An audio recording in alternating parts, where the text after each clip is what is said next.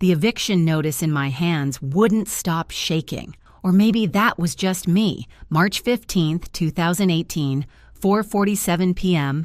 Tomorrow at noon, marshals would chain the doors of Rosemary's Corner forever. 50 years old, and I was about to lose the only thing my grandmother left me that mattered. I was wrapping her last recipe card in newspaper when I heard the Mercedes pull up outside. You don't see many $80,000 cars on Maple Street. You definitely don't see people in Armani suits walking into a failing cafe that's serving its last cup of coffee. The woman's heels clicked against my worn linoleum like a countdown timer. The man behind her carried a leather briefcase that probably cost more than I made in a month. The woman looked at her Rolex, then directly at me with eyes that seemed to know every secret I'd ever kept. She said something that made my knees buckle. She said they represented someone I'd saved 21 years ago. Then she added, "Mrs. Noyes, the FBI is positioned to arrest your sister Patricia for murder and Harrison Blackwood for racketeering. We needed to secure you first. The arrests will happen as soon as I give the signal." Then she asked if I remembered a hungry little boy named Tommy. My name is Deborah Noyes, and I need to tell you how a single act of kindness destroyed my entire family and saved my life. Let me take you back to where this insanity began. October 1997. I was 29, fresh out of culinary school with dreams bigger than my bank account. My grandmother Rose had been getting weaker all summer, and Patricia, my older sister, had moved in to help. I was staying at the dorms to finish my final semester, driving home every weekend to check on Grandma. She kept complaining about new pills Patricia was giving her, said they made her feel worse instead of better. I wanted to question it, but Patricia had that way of making you feel stupid for asking. You know the type. They answer your questions with that slight smile that says you're too simple to understand complex medical things.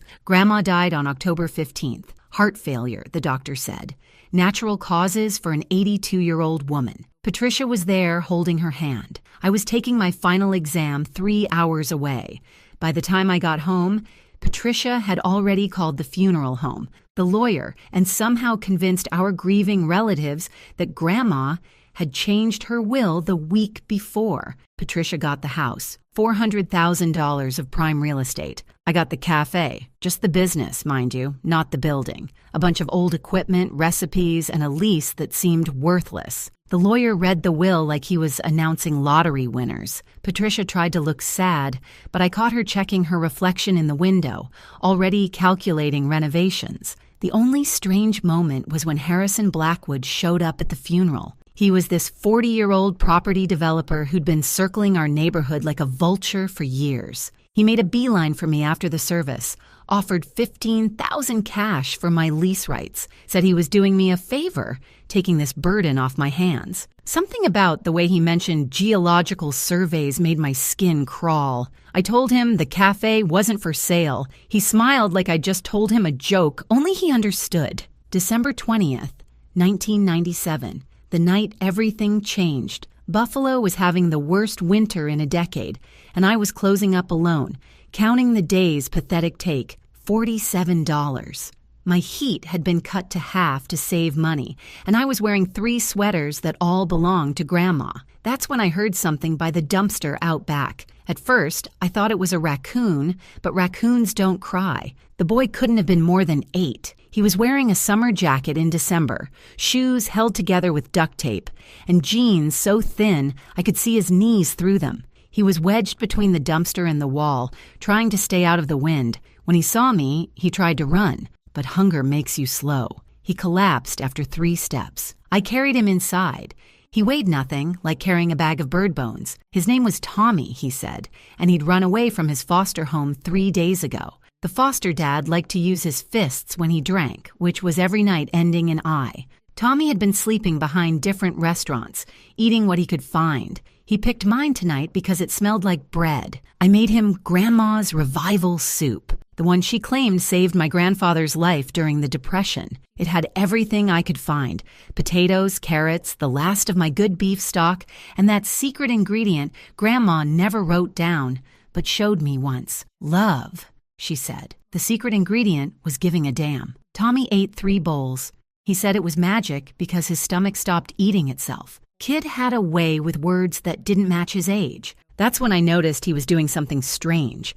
He was calculating the prices on my menu, adding up combinations in his head faster than my register could. When I tested him with a complicated order, 3 sandwiches, different prices with tax, he had the answer before I could reach for my calculator. The boy was some kind of mathematical genius wearing ripped jeans and mismatched socks. I let him sleep in the storage room that night.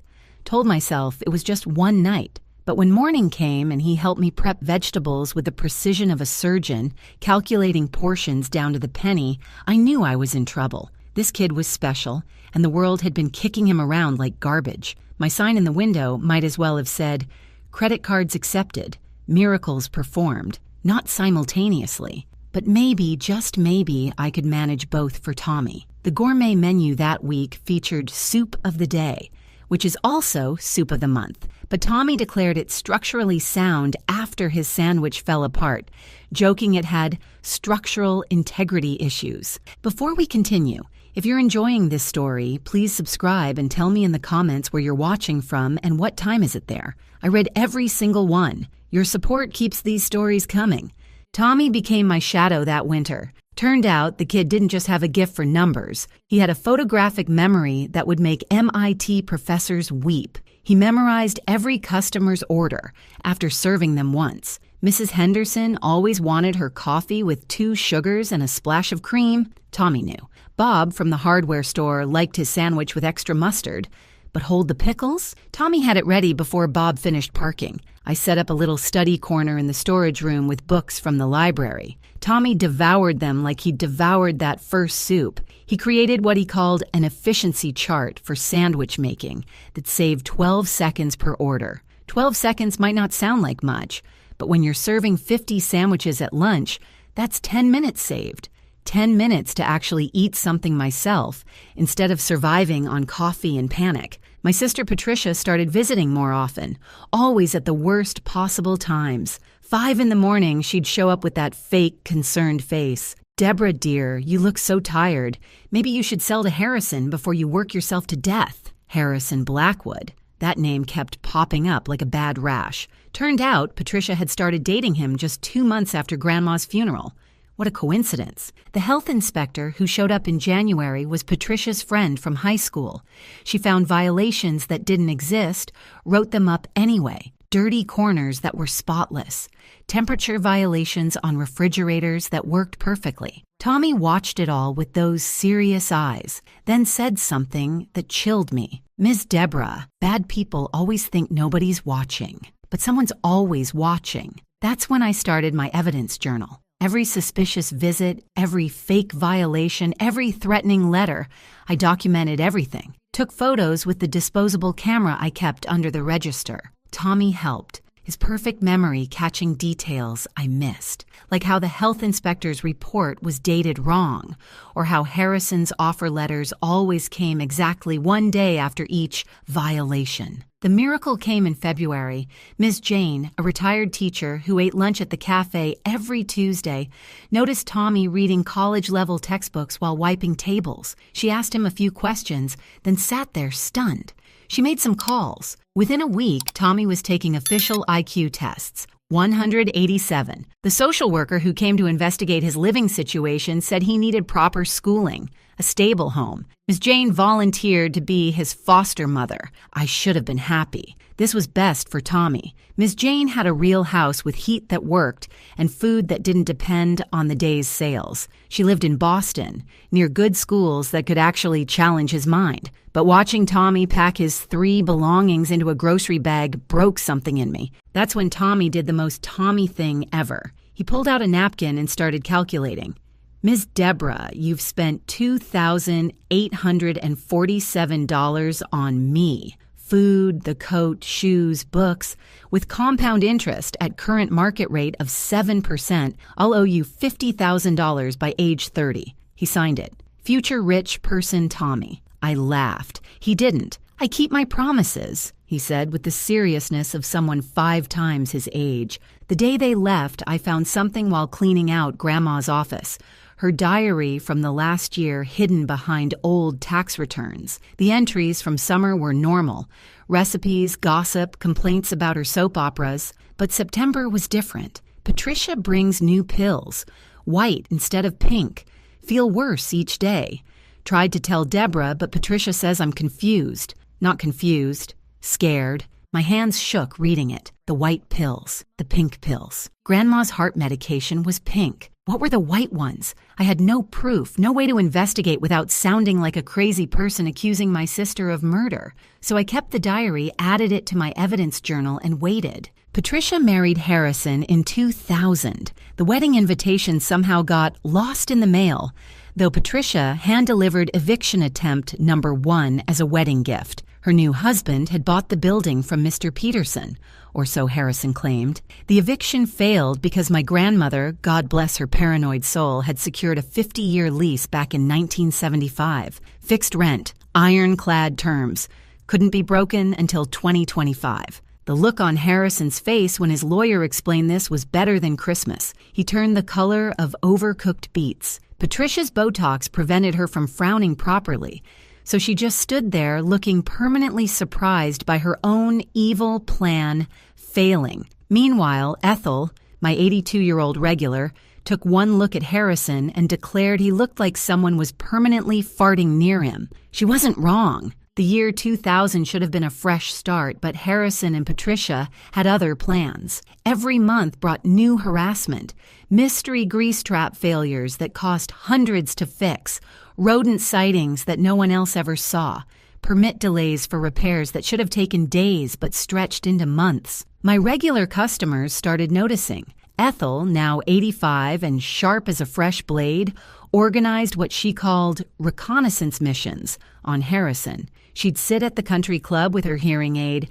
accidentally turned up, gathering intelligence. The regulars formed their own little resistance. They'd warn me when inspectors were coming, take photos of Harrison's people snooping around, even started a petition when the city tried to revoke my food service license over imaginary violations. Meanwhile, Ms. Jane sent updates about Tommy from Boston. The boy was thriving. Entered high school at 10, was taking college courses by 12. MIT had already noticed him, offering early admission whenever he was ready. But what touched me most were the personal notes. Tommy talks about you every day, Ms. Jane wrote. He's calculated how many days until he can repay your kindness. I've never seen a child so determined to keep a promise. Patricia's visits became psychological warfare. She'd mention how tired I looked, how the cafe was dragging me down, how Harrison could make all my problems disappear with one check. She'd gotten another facelift that made her look permanently startled by basic math. I put up a sign, Harrison Free Zone, happiness guaranteed. Customers loved it. Patricia threatened to sue for defamation. My lawyer, yes, I had to get a lawyer, laughed and said truth was an absolute defense. The year 2005 brought disaster. Mr. Peterson, my original landlord, was forced to sell the building. Harrison had orchestrated some kind of financial crisis for the old man. Missed payments on loans that Peterson swore he'd paid, mysterious liens appearing on his properties. The building went to something called Metro Property Management. I didn't find out until years later that Metro Property was just Harrison hiding behind legal paperwork, but my lease held. Grandma, in her infinite wisdom, had included something called subsurface rights in the lease agreement. Anything under the property belonged to the leaseholder during the lease term. I didn't understand what that meant then. Harrison did, though. God, how he understood. The 2008 recession almost killed me. Not Harrison, the actual economy did his work for him. Sales dropped 60%. I was down to serving recession specials. Soup so thin, one customer joked it was homeopathic. The joke became my actual marketing. Homeopathic soup, the memory of vegetables. Gallows humor was all I had left. My customer loyalty program became Survive 10 Financial Crises, Get Free Coffee. Then, in 2010, a miracle. Money orders started arriving. $487 every month, no name, no return address. Just enough to cover the most urgent repairs. Just enough to keep the lights on. The note always said the same thing. From someone who remembers. I cried the first time, actually collapsed in my kitchen and sobbed into my flour-covered apron. Someone cared. Someone remembered. In a world where my own sister was trying to destroy me, a stranger was keeping me alive. The money came like clockwork. Never missed a month. When the water heater exploded, next month's money order was exactly enough for a new one. When the refrigerator died, the money covered a used replacement perfectly. It was like someone was watching, calculating exactly what I needed to survive. Patricia ramped up her attacks between 2010 and 2015, spread rumors I was mentally declining, had her country club friends request welfare checks, hoping authorities would find something to declare me incompetent. 37 fake health violations over 5 years, 12 permit delays that turned 2-day repairs into month-long nightmares. She even triggered an IRS audit through Harrison's connection at the tax office, but I documented everything. My evidence journal had become evidence journals, plural. Tommy's gift of obsessive detail had rubbed off on me. Every conversation recorded. Legally, New York is a one-party consent state. Every document photographed. Every witness name logged. I started joking with customers that I needed a violation bingo card. Inspector finds invisible mice. Check. Patricia visits before dawn.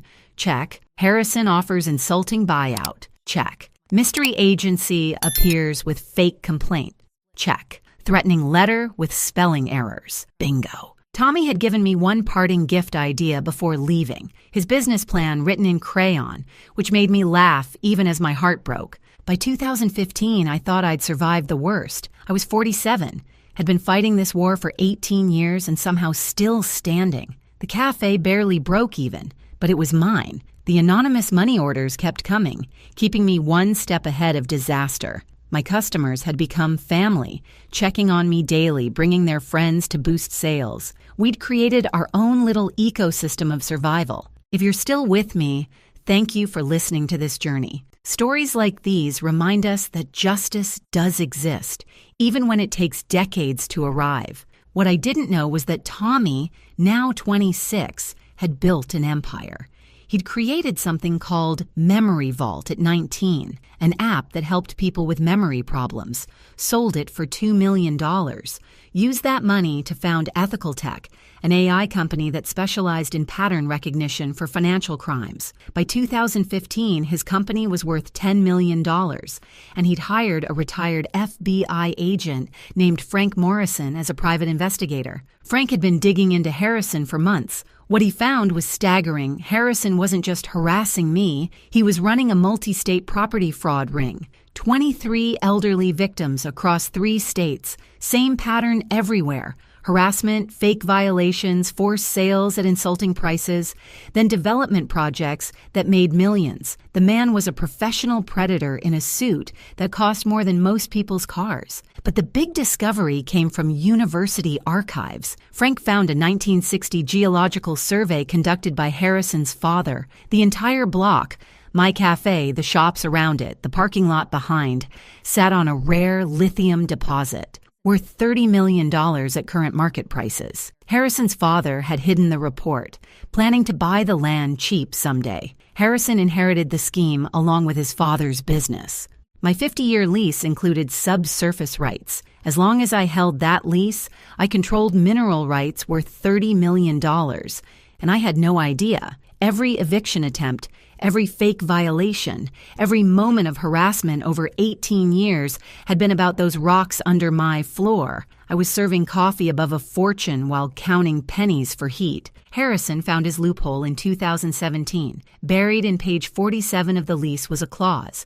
Rent could be increased after substantial improvements to the building structure. So Harrison added one brick, literally one brick, to the back wall, painted it a slightly different shade of beige, and called it a substantial improvement. My February 2018 rent went from $3,000 to $15,000 a month. I appealed, lost, appealed again, lost again. Harrison had judges in his pocket, like spare change. The eviction notice came February 15th, 2018. 30 days to pay $90,000 in back rent for the months I'd paid the incorrect amount, or get out. The cafe that had survived the Depression, 3 recessions, and 2 world wars would die because of one painted brick. My sign read, "Still open, despite Harrison's best efforts," while Patricia's Botox made her look perpetually surprised by her own evil, as one customer noted. I started packing in early March, not dramatically, just slowly accepting defeat, gave extra food to the homeless, started telling regular customers to try the coffee shop 2 blocks over, wrote recommendation letters for my 2 part-time employees, even started looking at my cousin's basement in Nebraska as my retirement plan. The stress baking got out of control. When I'm anxious, I bake.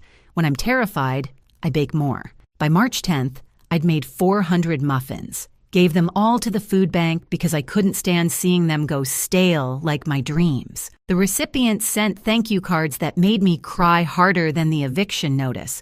My final sign read, "Closing soon, Harrison's fault, direct complaints to him." Patricia visited one last time on March 14th. She was practically glowing, like a vampire who'd finally found the perfect neck. She sat at the counter, ordered a coffee she didn't drink, and told me everything. How they'd spent 20 years destroying me. How Grandma's death wasn't natural. She'd switched the heart medication with blood pressure pills that, when combined, caused heart failure. How Harrison's father had found the lithium in 1960. How they needed my lease gone to access it. How stupid I'd been, sitting on millions while wearing secondhand shoes. She said all this casually, like discussing the weather. Even mentioned that Harrison had cameras in my apartment, had been watching me for years, laughing at my pathetic attempts to survive. The violation reports were pre-written. The judges were prepaid. The conclusion was predetermined. "You should have taken the $15,000, she said,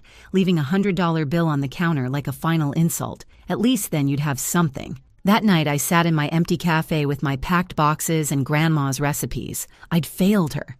Failed the legacy. Failed Tommy, who'd believed I was someone worth saving. The anonymous benefactor who'd kept me afloat would find out tomorrow that their money had been wasted on someone too weak to win. I'd been serving today's special food Harrison can't ruin, but he'd ruined everything anyway. March 15th, 2018 arrived like a funeral. I was alone, packing the last photo of Grandma and me at the cafe's grand opening in 1952. Her smile seemed to say something I couldn't quite hear. Maybe goodbye. Maybe I'm sorry. Maybe hold on just 5 more minutes. That's when the Mercedes pulled up. The woman in the Armani suit looked at her Rolex again. Through the window, I could see black SUVs pulling up, surrounding the block like they were planning a presidential visit. My hands wouldn't stop shaking. The man with her hadn't spoken yet, just stood there, studying me with eyes that seemed familiar but impossible to place. "Mrs. Noyes," the woman continued. "My name is Sarah Winters. I'm an attorney specializing in RICO cases. That's organized crime in layman's terms. The man beside me has spent 18 months documenting the most elaborate property fraud scheme the FBI has seen in a decade. Before we proceed, he wanted to ask you something." The man stepped forward, and when he smiled, 21 years melted away. Same crooked grin that used to appear when he'd calculated a perfect solution. Same eyes that saw patterns in chaos. "Miss Deborah," he said, voice deep but gentle, "do you still have that napkin where I promised to pay you back?" My knees gave out. I grabbed the counter for support. "Tommy, Dr. Thomas Richardson now," he said, catching my arm to steady me. MIT graduate, founder of Ethical Tech, recent seller of said company to Google for $50 million, and lifelong keeper of promises. Also the person who's been sending you $487 every month since 2010. The room spun. I couldn't process it. The skinny 8-year-old who'd calculated sandwich prices faster than my register was standing here in a suit that probably cost more than my car, telling me he was worth $50 million. "Tommy, but you're tall, and you have hair, everywhere appropriate." He laughed. $487. I calculated your average monthly shortfall from the financial records I hacked. Yes, I hacked your bank. I was 13 and worried. "But we need to move fast," Sarah Winters interrupted. We have Patricia's full confession to murder, Harrison's admission to the entire fraud scheme. The arrests happen as soon as I give the signal. Tommy pulled out an iPad, swiped to a video. Patricia made a mistake. She got drunk at the Granite Falls Country Club last month, started bragging to someone she thought was a new member. The woman was an undercover federal agent. Watch. On the screen, Patricia's wine-flushed face was animated. Cruel. Her words were clear, despite the background chatter. Switching mom's pills was easy. Pink pills, white pills, who could tell the difference? Deborah was too stupid, checking on her every day but never checking the actual medication. Harrison said we needed the house as collateral for his bigger plans. Mom had to go. The only surprise was how quickly the white blood pressure pills worked with her heart medication. 3 weeks instead of 3 months. I had to act devastated at the funeral while calculating renovation costs in my head. I ran to the bathroom and threw up. 21 years of suspicion confirmed in a casual confession over Chardonnay. Grandma hadn't died naturally. She'd been murdered by her own daughter for a house and a lithium deposit. When I came back, Tommy was on the phone. Yes, all teams. Green light. Both subjects. Simultaneous arrest. The murder confession is authenticated. He hung up and turned to me. Harrison's being arrested on the 9th hole at his country club. Patricia is in the middle of hot yoga. We thought the locations were poetically appropriate. How? Was all I could manage. Tommy sat me down, pulled up a chair. After Ms. Jane took me in, I never forgot you. MIT accepted me at 14. I was coding by 15, selling apps by 19. That Memory Vault app I created, it was inspired by you, actually. You remembered every customer's preference, every small kindness, every detail that mattered. I wanted to give that ability to everyone. Sarah Winters added, what Dr. Richardson discovered through his private investigator would have been enough for civil suits, but then we found the pattern. 23 elderly victims across 3 states, all forced to sell properties that mysteriously contained valuable resources or development potential. That triggered RICO statutes. This became a federal case. Harrison made mistakes, Tommy continued. He got arrogant, started using the same shell companies repeatedly. Metro Property Management, Blackwood Holdings, Center City Leasing, all the same tax ID number if you dug deep enough. My AI company specialized in pattern recognition for financial crimes. Harrison's scheme lit up our algorithms like a Christmas tree. My phone started buzzing. Local news alerts. Prominent developer arrested at country club. Socialite taken into custody during yoga class. FBI raids multiple offices in fraud investigation. Tommy showed me another video. Harrison in golf attire trying to run from FBI agents in cleats. He slipped on the wet grass, fell face first into a sand trap. The country club members, who'd apparently always despised him, actually applauded his arrest. One elderly man shouted, "That's for foreclosing on my brother's house." Another yelled, "That's for stealing the Methodist Church's land." "The murder charge," I whispered. "Will it stick?" Sarah nodded. Patricia's confession, combined with pharmacy records showing she purchased both medications, plus the diary you kept of your grandmother's final days, it's enough. We also have Harrison on tape discussing how they needed your grandmother dead to proceed with their plan. Conspiracy to commit murder, first-degree murder, federal fraud charges. They're both going away for a very long time. Tommy pulled out a document. But first, we need to handle your immediate problem. This is an emergency injunction. A federal judge signed it an hour ago. The eviction is canceled. The rent increase is void. The cafe stays open pending federal investigation. And Deborah, he smiled that same 8-year-old's grin. You're about to become very wealthy. Harrison's renovation was one brick painted slightly different beige. Even the judge laughed. I started stress baking again, but this time it was celebration muffins. 400 of them, all for the FBI agents who are about to change everything. If you're still listening, thank you for joining me on this journey. Your support means everything, and I promise this story is about to get even better. The news hit Granite Falls like a meteor. Within an hour, everyone knew. Harrison Blackwood, the man who'd built an empire on foreclosures and forced sales, was in federal custody. Patricia Noyes Blackwood, socialite and charity board member, was in jail for murdering her own mother. The FBI had seized everything: homes, cars, bank accounts, even Patricia's jewelry collection. Tommy had thought of everything. While the arrests happened, his team of lawyers filed civil suits on behalf of every victim they'd identified. Elderly people who'd lost homes to mysterious liens, small business owners forced out by fake violations, families destroyed by Harrison's predatory schemes. The lawsuit totaled $97 million in damages. But the real shock came when Tommy explained the mineral rights. "Your grandmother was a genius," he said, showing me the original lease. "This subsurface rights clause, she must have known something. Maybe not lithium specifically, but she knew this land was special. As long as you hold this lease, you own everything under this building down to 30 feet. The lithium deposit is worth $30 million at current market prices." $30 million. I couldn't even conceive of that number. "But it gets better," Sarah Winters added, "because Harrison knew about the deposit and deliberately hid this information. While trying to force you out, you have grounds for additional damages. Fraud, intentional infliction of emotional distress, conspiracy. We're looking at another $20 million minimum in punitive damages." My regular customers started arriving, drawn by the news. Ethel, now 90 but still sharp, brought champagne. "I knew that constipated weasel was up to something," she announced. Bob from the hardware store started a Deborah Day petition right there in the cafe. Within an hour, I had 200 people crammed into a space meant for 50, all celebrating. Harrison had tried to flee in his golf cleats and fallen into a water hazard. Patricia's Pilates class had apparently applauded when the FBI walked in. Tommy watched from the corner, smiling but staying out of the spotlight. I pulled him aside. "Why?" I asked. "You could have just lived your life. You didn't owe me anything." He pulled out his wallet, extracted a carefully preserved napkin. There, in a child's handwriting, was his promise to pay me back. "You gave me more than food," he said.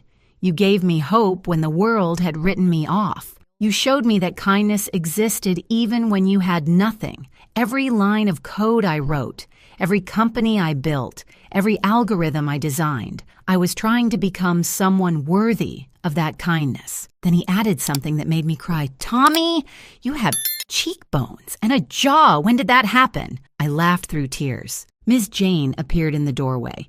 She was older now, walking with a cane, but her eyes were bright. "I hope you don't mind," Tommy said. "I flew her in from Boston.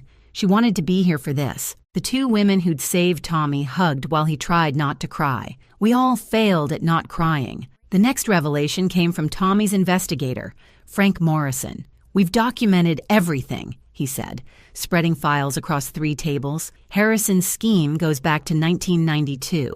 His father started it in the 1960s, but Harrison industrialized it. We have 47 forged documents, bank records showing $3.2 million in bribes, recorded conversations spanning 5 years. Your sister and Harrison thought they were untouchable. They kept records of everything, like trophies. The best part," Tommy added with a grin, "is that Harrison's own smart home system recorded him, every conspiracy meeting in his home office, every threatening phone call, every discussion about destroying you. His Alexa caught it all. He never realized the devices he had installed for convenience were documenting his crimes. We even have him trying to bribe FBI agents with Starbucks gift cards during his arrest." The federal prosecutor arrived that evening, Janet Walsh, a woman who looked like she ate corporate criminals for breakfast and asked for seconds. "Mrs. Noyes, I want to be clear.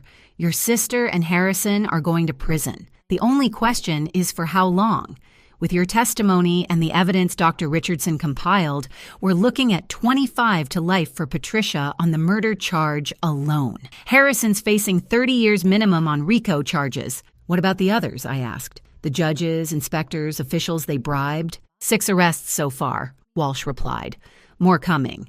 This is the largest corruption case in state history. The governor called personally to assure me unlimited resources for prosecution." That night, Tommy and I sat in the empty cafe, boxes still packed around us. "I bought something," he said quietly. "Actually, I bought a lot of somethings." He pulled out a folder of deeds. "The entire downtown block, $12 million. I want to create something called the Noise Community Campus. Your cafe will be the centerpiece, but we'll add a youth homeless shelter, a coding academy for underprivileged kids, a senior center, and a free meal program. all in your grandmother's name. I stared at the deeds. Tommy, I can't accept— You already did, he interrupted. 21 years ago, you accepted a hungry kid when you had nothing to give. This isn't charity, Deborah. This is an investment in the same kind of kindness that saved me. We're going to save other kids, other Tommies who just need one person to believe in them. The trial was faster than anyone expected. When the judge saw the evidence Tommy's team had compiled, boxes and boxes of documented crimes, he fast-tracked everything. The media called it the Granite Falls Greed Trial, and court TV broadcast every minute. Harrison's lawyers abandoned him on day 3. When the prosecution played recordings of Harrison describing how he destroyed that pathetic waitress year by year, like a cat playing with a mouse, even his legal team couldn't stomach defending him. He tried to represent himself, which went about as well as his attempt to run in golf cleats. Patricia's trial was worse. The prosecution played her country club confession 5 times. They showed pharmacy records, bank statements, and Grandma's diary. The medical examiner testified that the combination of switched medications would have caused exactly the kind of heart failure Grandma suffered. When Patricia took the stand, she tried to cry, but her latest Botox treatment prevented any actual expression. The jury saw right through her. One juror later told me Patricia looked perpetually surprised by math during financial testimony. The sentences came down like hammer blows.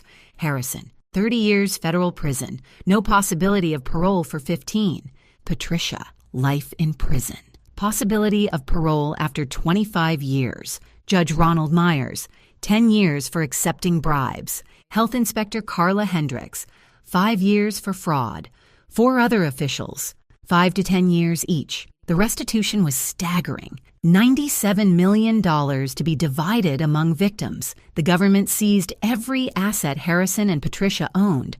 The house Patricia inherited through murder, Harrison's 7 cars, their yacht, even Patricia's engagement ring, all auctioned for victim compensation. But the sweetest justice was more personal. Patricia got assigned to kitchen duty in federal prison. The woman who'd never cooked a meal in her life was now scrubbing pots for 200 inmates daily. Harrison's cellmate was a tax attorney, serving time for embezzlement, who talked constantly about regulatory frameworks and liked to sing Broadway shows off-key. When Harrison tried to run his schemes from prison, attempting to defraud 3 other inmates out of their commissary funds, they ensured he spent significant time in the medical ward. The mineral rights situation resolved beautifully. A clean energy company offered $30 million for the lithium deposit. I kept $3 million, enough to renovate the cafe and live comfortably. The rest went to establish the Second Chances Foundation, providing legal aid to elderly victims of property fraud. Tommy's Noise Community Campus became reality with stunning speed. Construction crews worked around the clock. The homeless shelter opened first, then the coding academy. The senior center was Miss Jane's domain. She moved to Granite Falls permanently to run it. The free meal program served 500 people daily within the first month. Ms. Jane ran the senior center with incredible energy until she passed away peacefully in 2019, surrounded by dozens of foster children she'd helped over the years. The cafe reopened on July 4th, 2018. Independence Day felt appropriate. I kept the original menu but added one item, Tommy's sandwich, the exact meal I'd made him 21 years ago. Price: free for any child who's hungry. Adults paid $20, with proceeds funding the meal program. The town council officially declared July 4th as Deborah Day. I tried to stop them, but Ethel threatened to run for mayor if I refused. The celebration drew thousands of people. Every business Harrison had destroyed, every family he'd cheated, every elder he'd swindled, they all came. Not for revenge, but for hope. The town even proposed a statue, me holding a soup ladle like Lady Liberty. Tommy gave a speech that day. He stood where Harrison used to hold court at the country club and spoke about kindness. Deborah Noyes saved me with a bowl of soup and the radical belief that a throwaway kid might be worth something. She didn't know I'd become successful. She didn't know about the lithium. She didn't know anything except that I was hungry and she could help. That's true kindness. Helping when there's nothing in it for you. The FBI used our case as a model for fighting elder fraud nationwide. Tommy's AI company, now part of Google, created free software that detected property fraud patterns. Within a year, they'd exposed 200 similar schemes across the country, recovering $500 million in stolen assets. Patricia tried to appeal, of course. She claimed temporary insanity, coercion by Harrison, even poisoning by the prison food. The appeals court judge, an elderly woman whose own mother had been one of Harrison's victims, denied everything in record time. Patricia's lawyer told me she screamed for an hour when she learned she'd have to serve at least 25 years. Her prison job, ironically, became part of the Hygiene Excellence Program, then scrubbing toilets. Harrison died in 2025.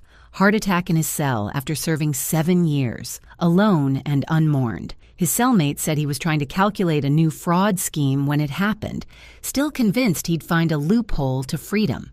December 20th, 2018, 21 years to the day since I found Tommy behind my dumpster. The cafe was packed with the dinner rush, families enjoying free meals, students from the coding academy grabbing coffee, seniors from Miss Jane's Center playing chess by the window. The Noise Community Campus had transformed our entire downtown from a dying district into a thriving community hub. I was closing up, counting the till. We'd made more in one day than I used to make in a month when I heard something by the dumpster. My heart stopped. Not again. The universe couldn't be that predictable. But it was. A boy, maybe 10, huddled in the same spot where Tommy had been. Torn jacket, shoes held together with hope and duct tape. That hollow look that comes from hunger being your only reliable companion. His name was Marcus, and he'd been sleeping rough for a week after running from a foster home where the dad's fists spoke louder than words. I brought him inside. Tommy was there. He often helped close up, said it kept him grounded, and the look on his face when he saw Marcus was like looking in a mirror across time. Without a word, I started making revival soup. Grandma's recipe, same as always. The secret ingredient was still the same, giving a damn. Marcus ate 3 bowls. "Why are you helping me?" he asked between spoonfuls. "Someone asked me that exact question 21 years ago," I said, catching Tommy's smile. "The answer hasn't changed because I can." Tommy sat beside Marcus, businessman worth millions sitting next to a homeless child, equal in this moment. "You know what I learned?" Tommy said. "Kindness isn't about the size of the gesture. It's about the size of the heart making it. Miss Deborah had nothing when she helped me, but she gave everything." We found Marcus a safe foster home with the Johnsons, a couple who'd adopted 4 kids from difficult situations and somehow had room for one more. But he came to the cafe every day after school. Not a genius like Tommy, just a regular kid who needed someone to see him as more than a problem to solve. The cafe thrived beyond my wildest dreams. We served paying customers in front, free meals in back. The walls were covered with photos, every kid we'd helped, every senior we'd fed, every family we'd kept together. Patricia's old country club friends came for lunch, paying premium prices and tipping extravagantly, their own form of apology for not seeing what Harrison and Patricia really were. Tommy's fraud detection system exposed Harrison's last hidden crime. He'd been stealing from his own mother's Alzheimer's care facility. Another 5 years would have been added to his sentence if he'd lived. Patricia's parole hearing in 2043 would find her at 81 years old, if she lived that long. Word from prison was she'd become the most despised inmate in her unit, not for her crimes, but for her constant complaining about the food. The lithium extraction began in 2020, providing steady income for the foundation. We'd helped 300 elderly fraud victims recover their homes, sent 50 foster kids to college, and fed approximately 200,000 free meals. The numbers felt impossible, but Tommy kept perfect track. He always was good with numbers. One evening, as I was training Marcus to make revival soup, he'd insisted on learning, a woman came in. Designer clothes, expensive jewelry, nervous expression. She handed me an envelope. Inside was a check for $100,000 and a note. "I was married to a man like Harrison. You gave me courage to leave. This is from my divorce settlement. Make it count." I never learned her name. We got donations like that regularly. people Harrison and his type had hurt, paying forward the justice we'd helped them find. Tommy invested every penny, multiplying kindness through compound interest of the heart. My memoir, Revival Soup, A Recipe for Justice, became a bestseller.